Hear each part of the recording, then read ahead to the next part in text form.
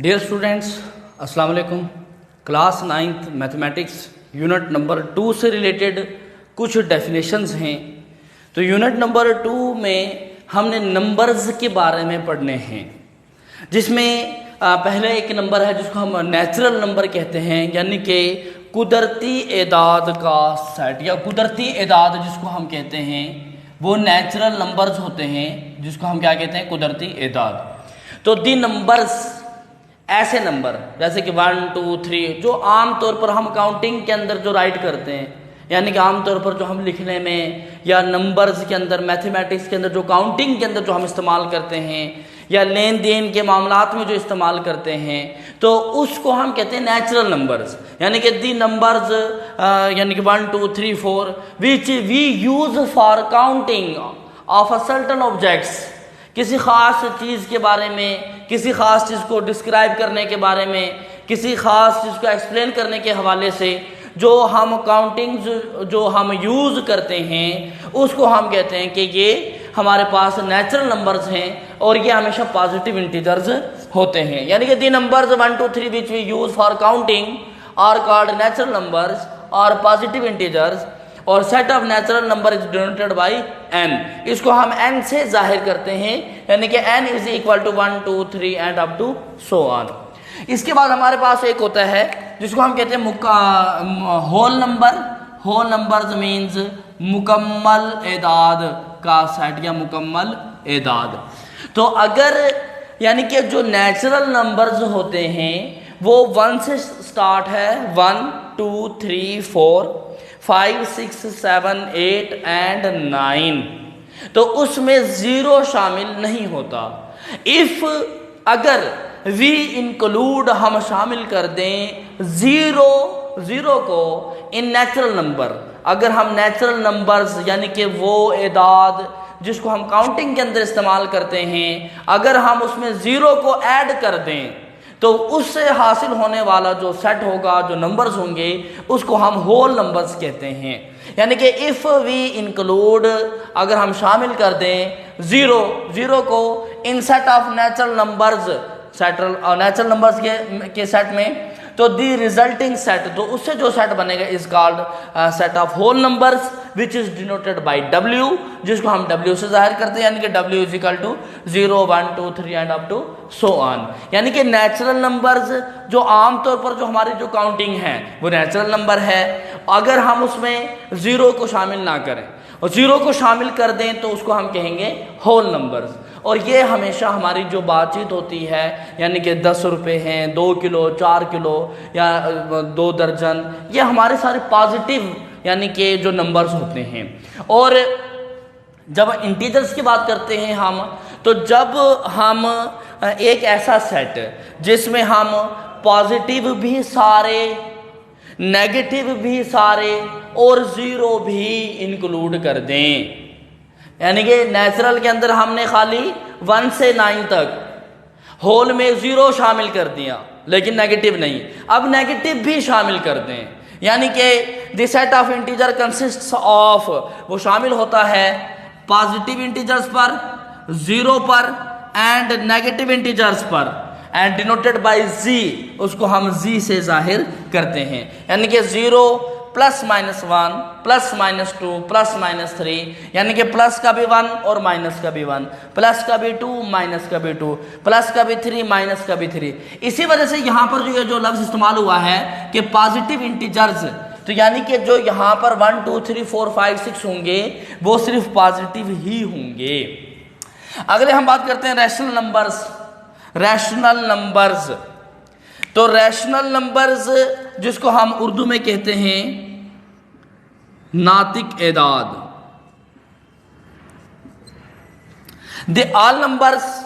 ऐसे तमाम एदाद in the form of P over Q, जिसको हम P ओवर Q की फॉर्म में लिख सकें, यानी कि P ओवर Q,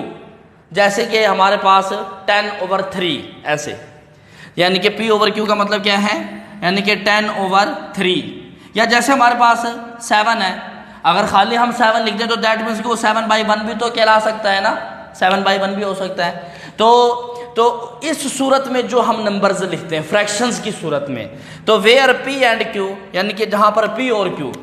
यानी कि p मतलब 10 और q मतलब 3, और इंटीजर्स वो कोई भी इंटीजर यानी कि वो इंटीजर्स के अंदर आने वाले होंगे, वो पॉजिटिव भी हो सकते हैं, नेगेटिव भी हो सकते हैं। And q is not zero, लेकिन q उसमें ज़ीरो बिल्कुल भी नहीं होना चाहिए। अगर फ्रैक्शन में नीचे ज़ीरो आ जाए तो उसका आंसर इन्फिनिटी पे होता है, क्योंकि वो सॉल्वेबल नहीं होता। इज कॉल्ड रेशनल नंबर, उसको हम रेशनल नंबर कहते हैं। और it is denoted by q, इसको हम q से जाहिर करते हैं। q मतलब यानी कि x ऐसा number such that,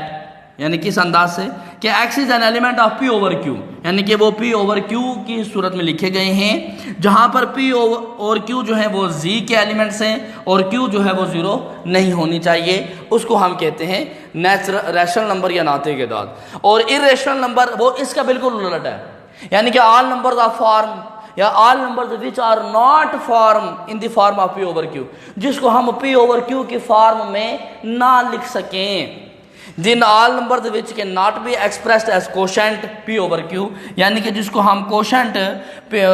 p over q की फॉर्म में नहीं लिख सकते, उसको हम क्या कहेंगे, इरेशनल नंबर कहेंगे। और it is denoted by q prime, q के ऊपर एक हल्की सी छोटी सी डैश लाजमी डालते हैं, यानी कि q प्राइम जैसे ये डेफिनेशन है सेम ऐसे ही लिखेंगे। यहाँ पर x is element of p over q है, यहाँ पे x is not element of p over q आ जाएगा। p एंड q हालांकि z और q is equal to not of zero. Not express मतलब इसके अंदर अंडर रूट 2 है, जैसे अंडर रूट 26 है, यानी कि जो इनकम्प्लीट स्केयर होते हैं उसके हवाले से हम बात करते हैं। और रियल नंबर्स ऐसे तमाम एदाद जिसको हम p ओवर q की फॉर्म में ना लिख सकें, यानी कि इरेशनल, और ऐसे एदाद जिनको हम p ओवर q की फॉर्म में लिख सकें, यानी कि रेशनल नंबर, वो दोनों के दोनों मिलकर, यानी कि रेशनल हो या इरेशनल हो, वो दोनों सब के सब क्या होगा, रियल होगा। दैट इज रियल नंबर, यानी कि the union of rational and irrational number is called real number, यानी कि रियल के अंदर रेशनल भी होगा और इरेशनल भी होगा। इसके साथ हमने दो डेफिनेशन करके हैं साथ मजीद। एक होता है टर्मिनेटिंग डेसिमल फ्रैक्शन और एक होता है रिकरिंग या repeating and non terminating decimal fraction. अब ये देखिए टर्मिनेटिंग डेसिमल फ्रैक्शन का मतलब क्या है कि अगर मिसाल के तौर पर मेरे पास एक डिजिट है 4/5, हमने उसको क्या करना है, डिवाइड करना है, तो हम हमेशा ऊपर वाले को हम अंदर रखते हैं, 4, 5 आएगा बाहर। तो ये वैसे तो डायरेक्ट तो कट ऑफ नहीं होता, लेकिन पॉइंट लगेगा 0, 5 8 40 क्रॉस, या यूँ समझने की 6/4 है हमारे पास, तो हम 6 को अंदर रखेंगे, 4 को बाहर, 4 1 4, बाकी बचा 2, पॉइंट लगा 0, 4 5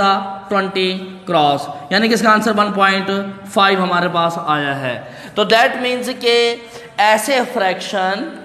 जो कट ऑफ हो जाएं, यानी कि ये ऐसे फ्रैक्शन हैं जो पॉइंट के बाद यानी कि डेसिमल के बाद जो हम उनको डिवाइड किया तो आखिर में वो मुकम्मल तौर पर डिवाइड हो जाते हैं। तो ऐसे क्यों हम कहते हैं, इसको मतलब क्या होता है इसका कि ये टर्मिनेट हो गए हैं, ये ख़त्म हो गए हैं, ये मुकम्मल तकसीम होने के बाद इसकी यानी कि आखिरी हद कंप्लीट हो गई है, ये पूरे के पूरे तकसीम हो गए हैं, तो उनको हम कहते हैं टर्मिनेटिंग डेसिमल फ्रैक्शन, यानी कि दी डेसिमल फ्रैक्शन इन विच जिसमें there are finite number of digits, यानी कि उसके डेसिमल पार्ट में जो डिजिट्स आएंगे वो फिनाइट आएंगे, महदूद आएंगे, यानी कि एक टाइम पे वो ख़त्म हो जाएगा। वैसे तो डायरेक्ट 6/4 है, डायरेक्ट डिवाइड नहीं हो रहा, लेकिन अगर हमने उसको डिवाइड किया तो वो डेसिमल पार्ट में जाकर एक हद पे जाके बिल्कुल ख़त्म हो गया, तो उसको हम क्या कहेंगे कि ये टर्मिनेटिंग डेसिमल फ्रैक्शन है। तो